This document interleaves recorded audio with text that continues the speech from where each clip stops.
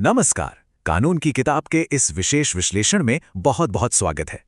आज हम एक ऐसी विषय पर बात करने वाले हैं जो सीधे तौर पर बाजार, खरीदारी और हम सबके अधिकारों से जुड़ा है। जी हां, हम बात कर रहे हैं उपभोक्ता संरक्षण अधिनियम 2019 की, यानी कंज्यूमर प्रोटेक्शन एक्ट 2019।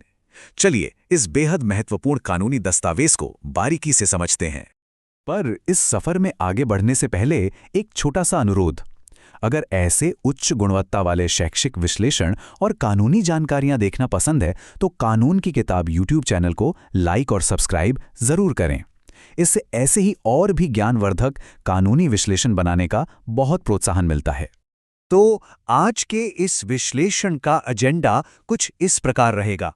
सबसे पहले ऐतिहासिक पृष्ठभूमि, फिर प्रमुख प्रावधान, इसके बाद CCPA और ई-कॉमर्स, कुछ महत्वपूर्ण न्यायिक निर्णय, कानून की आलोचना और सीमाएं, और अंत में निष्कर्ष।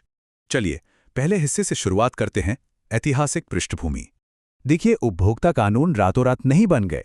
1872 के भारतीय अनुबंध अधिनियम के दौर को देखें तो उस समय नियम मुख्य रूप से वाणिज्यिक अनुबंधों के लिए होते थे, जिनमें आम उपभोक्ता अक्सर ठगा जाता था। फिर एक बहुत बड़ी क्रांति आई 1986 में, जब देश को अपना पहला उपभोक्ता संरक्षण अधिनियम मिला। लेकिन समय के साथ साथ और डिजिटल युग के आते आते वो कानून थोड़ा पुराना पड़ने लगा था, और इसी वजह से 2019 में ये नया, उन्नत और डिजिटल युग के बिल्कुल अनुकूल अधिनियम लाया गया। अब आते हैं दूसरे हिस्से पर, इस नए कानून के प्रमुख प्रावधान। इस कानून की धारा 2 उपधारा 9 में 6 मूलभूत अधिकार दिए गए हैं, जो असल में इस पूरे अधिनियम की नींव हैं। ये अधिकार बिल्कुल स्पष्ट हैं: सुरक्षा, सूचना, चुनना, सुनवाई, निवारण और शिक्षा। ये 6 स्तंभ ये सुनिश्चित करते हैं कि बाजार में कोई भी उपभोक्ता खुद को कभी असहाय महसूस न करे। पुराने कानून की तुलना में 2019 के अधिनियम ने आर्थिक अधिकारिता यानी जुरिस्डिक्शनल लिमिट्स को काफी हद तक बढ़ा दिया है। अब जिला स्तर के आयोग 1 करोड़ रुपए तक के मामलों की सुनवाई कर सकते हैं। राज्य स्तर पर यह सीमा 1 करोड़ से 10 करोड़ रुपए तक है, और राष्ट्रीय आयोग 10 करोड़ से अधिक के मामलों को देखता है। इसका सीधा सा मतलब यह है कि अब निचले स्तर पर ही बड़े दावों का निपटारा हो सकेगा और न्याय प्रक्रिया काफी तेज हो जाएगी। लेकिन कानून की नज़र में दोष या डिफेक्ट आखिर है क्या? धारा 2 उपधारा 10 इसे बहुत ही स्पष्ट रूप से परिभाषित करती है। किसी भी वस्तु में कोई भी ऐसी खामी, कमी या अशुद्धि जो कानूनी मानकों से नीचे हो, उसे दोषपूर्ण वस्तु माना जाएगा। ये परिभाषा इसलिए बहुत महत्वपूर्ण है क्योंकि इसी के आधार पर अदालत में दावों को पेश किया जाता है।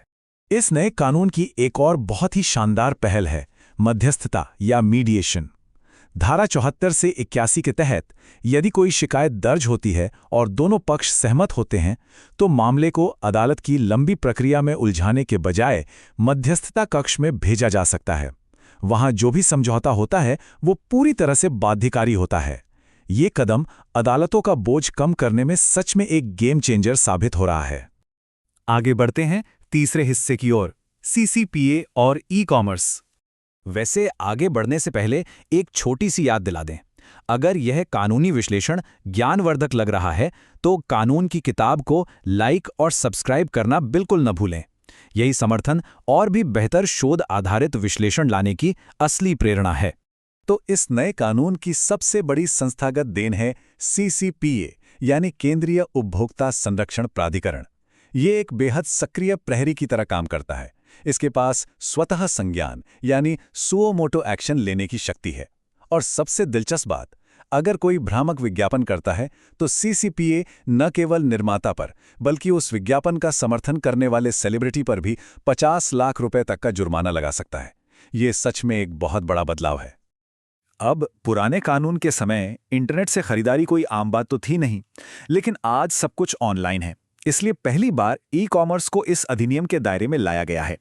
2020 के ई-कॉमर्स नियमों के अनुसार अब हर डिजिटल प्लेटफॉर्म को एक शिकायत अधिकारी नियुक्त करना ही होगा और अपनी रिटर्न पॉलिसी को बिल्कुल स्पष्ट रूप से दर्शाना होगा। डिजिटल ग्राहकों के लिए ये एक बहुत बड़ी राहत है। एक और क्रांतिकारी अवधारणा है उत्पाद दायित्व या प्रोडक्ट लायबिलिटी। धारा 82 से 87 के तहत अब अगर किसी दोषपूर्ण उत्पाद या सेवा के कारण किसी को शारीरिक या आर्थिक चोट पहुंचती है तो उसके लिए निर्माता या सेवा प्रदाता सीधे तौर पर जिम्मेदार होंगे। मतलब अब कोई भी अपनी जिम्मेदारी से आसानी से पल्ला नहीं झाड़ सकता। चलिए अब बात करते हैं चौथे हिस्से की, महत्वपूर्ण न्यायिक निर्णय। उपभोक्ता अधिकारों को लेकर सुप्रीम कोर्ट के 2 ऐतिहासिक फैसले बहुत ही महत्वपूर्ण हैं। 1998 का स्प्रिंग मीडोज हॉस्पिटल मामला, जिसने ये बिल्कुल स्पष्ट कर दिया कि चिकित्सा सेवाएं भी उपभोक्ता कानून के दायरे में आती हैं, और वहीं 1994 का लखनऊ विकास प्राधिकरण मामला, जिसने यह स्थापित किया कि सरकारी एजेंसियां भी सेवा प्रदाता हैं।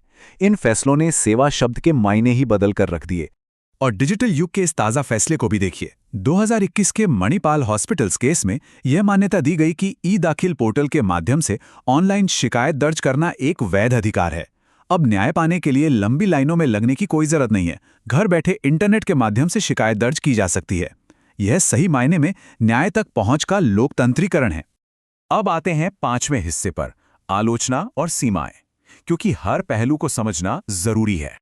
देखिए, कागज पर यह कानून बहुत मजबूत लगता है, लेकिन जमीनी हकीकत में कुछ चुनौतियां भी हैं। पहली चुनौती है आयोगों में सदस्यों की भारी रिक्तियां, जिसकी वजह से मामलों में अक्सर देरी होती है। दूसरा, सीसीपीए के सदस्यों की नियुक्ति सरकार द्वारा होती है, जिस पर कुछ आलोचक इसकी स्वायत्ता को लेकर सवाल उठाते हैं। तीसरा, बड़े ई-कॉमर्स एग्रीगेटर्स अभी भी खुद को सिर्फ एक मध्यस्थ बताकर बचने की कोशिश करते हैं, जहां नियमों में थोड़ी अस्पष्टता है। और सबसे बड़ी चुनौती है ग्रामीण और अर्धशहरी क्षेत्रों में उपभोक्ता जागरूकता का भारी अभाव होना। और अब आखिरी हिस्सा, निष्कर्ष। 2019 का ये उपभोक्ता संरक्षण अधिनियम निस्संदेह अत्यंत प्रगतिशील है, लेकिन केवल कानून का बन जाना ही काफी नहीं होता। न्याय की असली सार्थकता इसके त्वरित कार्यान्वयन, संस्थागत सक्रियता और जागो ग्राहक जागो जैसी निरंतर जागरूकता में ही निहित है। जब तक हर नागरिक अपने अधिकारों को नहीं समझेगा, तब तक कानून का पूरा लाभ नहीं मिल सकेगा। और भविष्य की ओर देखते हुए एक बड़ा सवाल खड़ा होता है। जिस तेजी से कृत्रिम बुद्धिमत्ता यानी एआई और ग्राहकों को गुमराह करने वाले डार्क पैटर्न्स बढ़ रहे हैं, क्या हमारे मौजूदा कानून पर्याप्त होंगे? वैश्विक आपूर्ति श्रृंखलाओं की जटिलताओं को देखते हुए क्या अब समय आ गया है कि भारत भी एक समग्र डिजिटल उपभोक्ता अधिकार संहिता के लिए तैयार हो? ये एक ऐसा विचार है जिस पर हम सबको गहराई से सोचने की जरूरत है। इस पूरी चर्चा का अंत राष्ट्रपिता महात्मा गांधी के इन अमूल्य विचारों के साथ करते हैं। उपभोक्ता ही हमारे उद्योग और व्यापार का उद्देश्य है।